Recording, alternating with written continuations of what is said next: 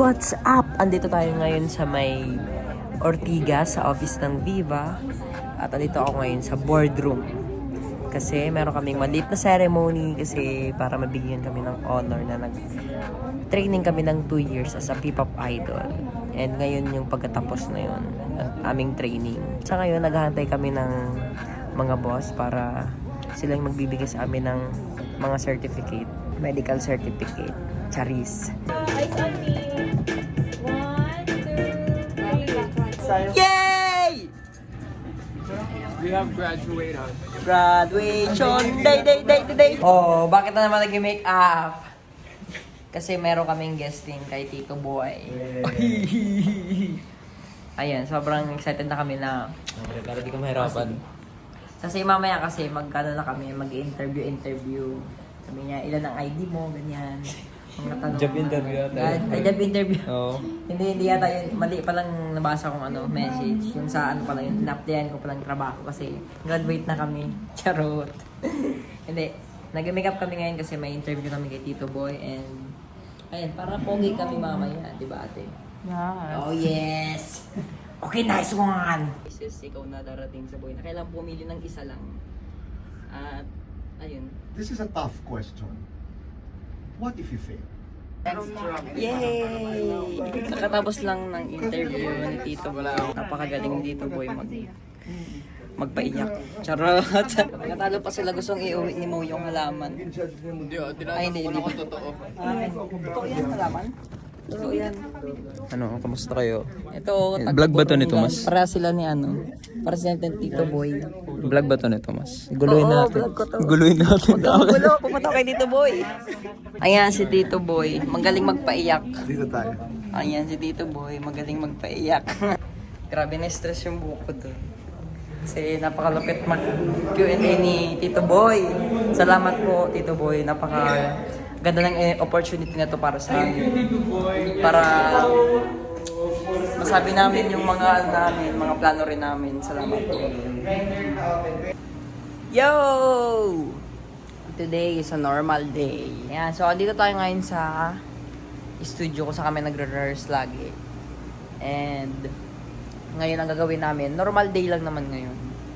Ang gagawin namin today is magre-rehearse kami with Mike sa Say You Love Me. Yun yung pinaka-focus. Kasi hindi pa namin siya na-practice ng with Mike.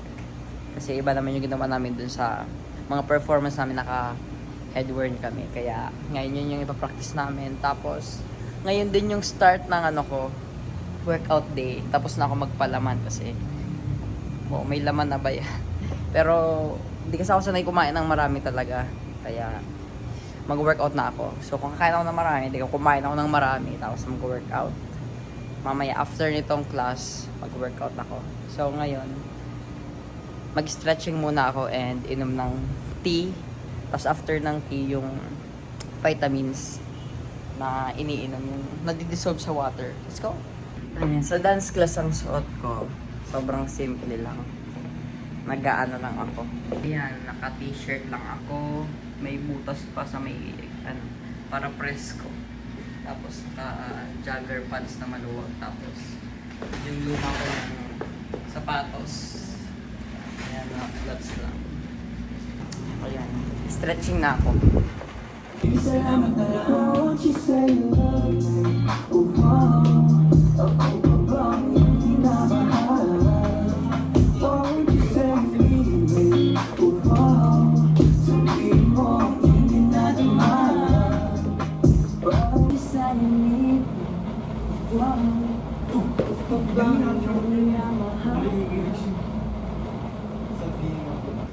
Kakatapos lang namin. Ngayon, naglalakad ako papunta sa townhouse, yung isa kong bahay. Balay Tomas. And, ayan. Kasi magtutupi ako dun and laba ako. Ang dami ko na kasing damit talaga. Wala kasing oras eh. Ako lang kasi naglalaba. Kasi ang mahal ng laundry, nanghihinaing ako. Kaya bumili akong washing machine last time kasama si mama. Ayan. So, let's go.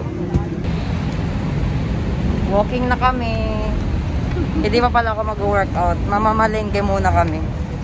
Kasi magpapaluto daw si ate ng Bicol Express. Para saan ba yun? Para saan yung Bicol Express? Sa work daw. Magpapaluto daw siya.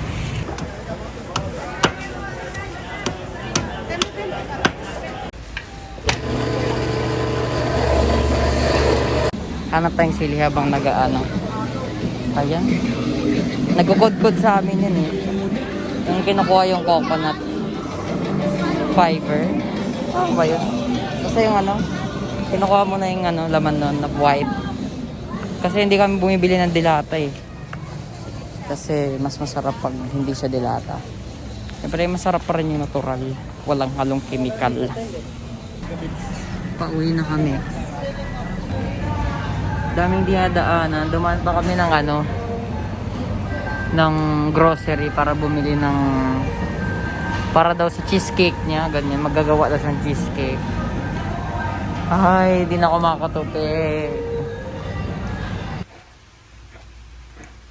Ayan. Ito yung kung bakit di ako nakapag-gym. Ayan. Ito ang dahilan. Pinagluto kasi ako eh.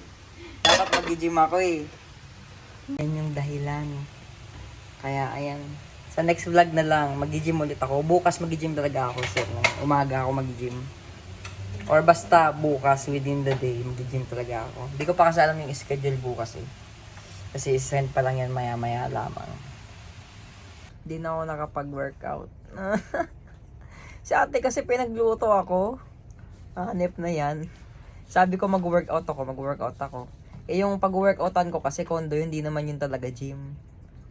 Ay. Kaya ayan, bukas na ako ng umaga mag-workout.